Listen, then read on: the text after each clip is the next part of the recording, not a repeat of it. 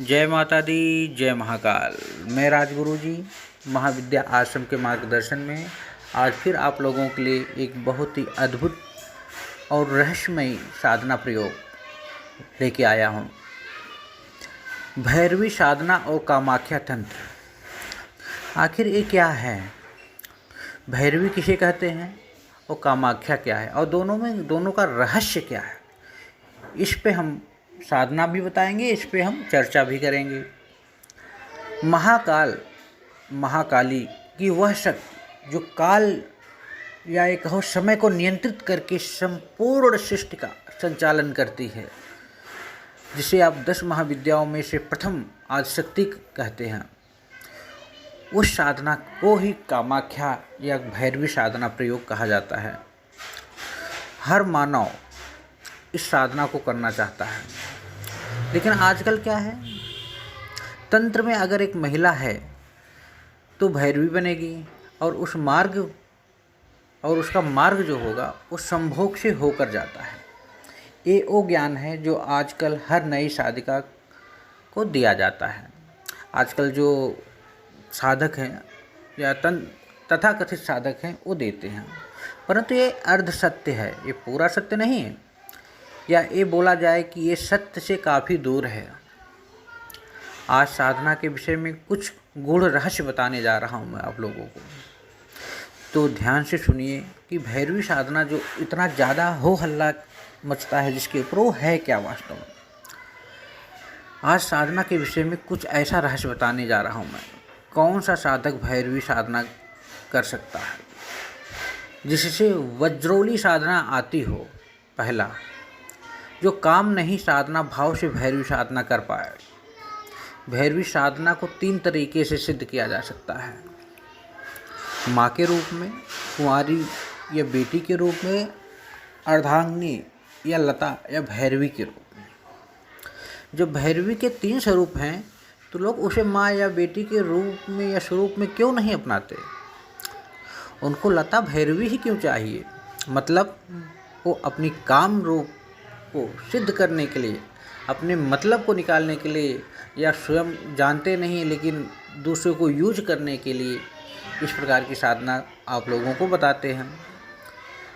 लता भैरवी साधना 12 पहर यानी 36 घंटे की साधना है, जिसमें भैरव और भैरवी दोनों उच्च कोटि के साधक होने चाहिए। ये प्रथम शर्त है।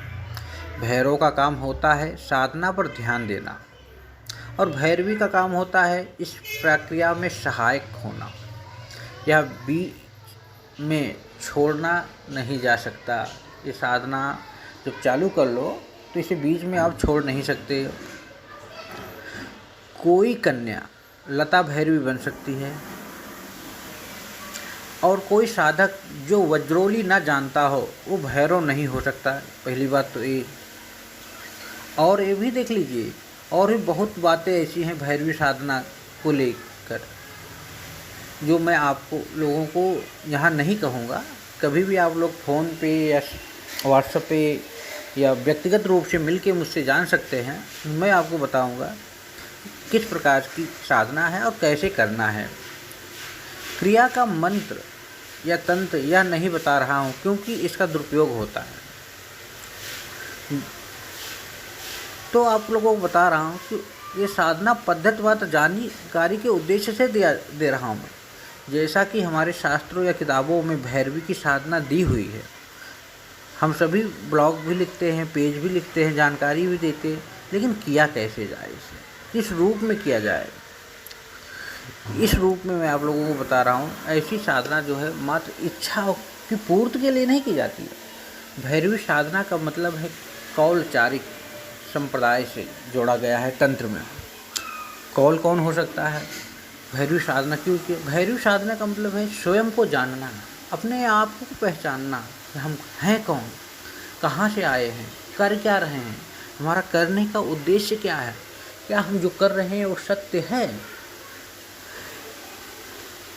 हम अपने काम, क्रोध, मोह, द्वेष, ईर्ष्या, वासना रूपी संसार को कैसे जीते, हम अपनी कुंडलनी को जागृत कैसे करें, हम अपने आप को कैसे पहचानें। इस क्रिया को जानने की ही वो प्रक्रिया है भैरवी साधना प्रयोग या कामाख्या तंत्र प्रयोग। लेकिन आजकल तो लोग वशीकरण, मारण, उच्चाटन, विदेश राष्ट्र, पता नहीं कौन कौन सी कैसी कैसी विधियों से उसे पूजते हैं कि उनका अपना स्वरूप है। इसलिए माँ की यौन की पूजा होती है। कभी आपने देखा है कामाख्या में क्या यौन? यौन का मतलब क्या है? काम को जीतना, काम से परे होना, काम से ऊंचा उठना।